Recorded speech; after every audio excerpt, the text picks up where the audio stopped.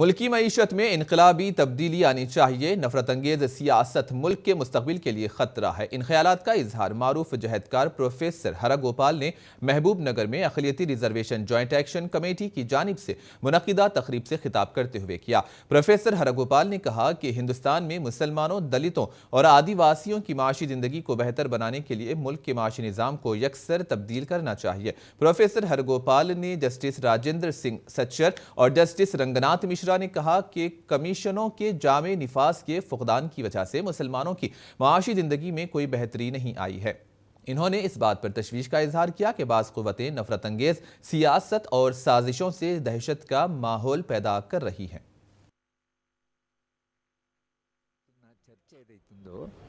ఈ చర్చ ముస్లింల యొక్క భవిష్యత్తు తెలంగాణలో అలాగే భారతదేశంలో ఏమిటి అనేటువంటి ఒక పరిస్థితిలో జరుగుతున్నది. ముస్లింలు ఈ దేశంలో చరిత్ర నిర్మాణానికి, ఈ దేశం యొక్క నాగరికత యొక్క అభివృద్ధికి వాళ్ళు చేసినటువంటి కాంట్రిబ్యూషన్ అవుతుందో అది చాలా సుసంపన్నమైంది. వాళ్ళ జీవన విధానం కానీ, వాళ్ళ ఆలోచన విధానం కానీ, వాళ్ళ ఆర్కిటెక్చరు, వాళ్ళు చేసినటువంటి కాంట్రిబ్యూషన్ అవుతుందో అది చాలా ఉంది.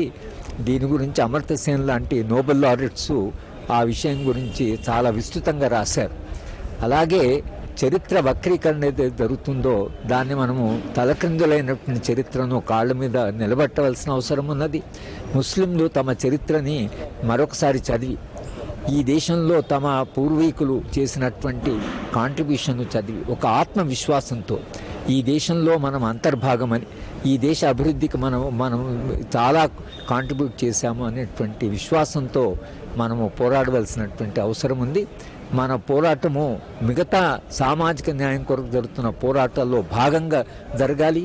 మన మతపరమైన స్వేచ్ఛ ఆ హక్కుల కొరకు పోరాడుతూనే మనము ఆర్థిక పరమైన, సామాజిక పరమైన, రాజకీయపరమైనటువంటి హక్కుల కొరకు కూడా ఏ పోరాటాలు జరుగుతున్న వాళ్ళతో సంఘీభావంగా, సంఘటితంగా మనం చేయవలసిన అవసరం.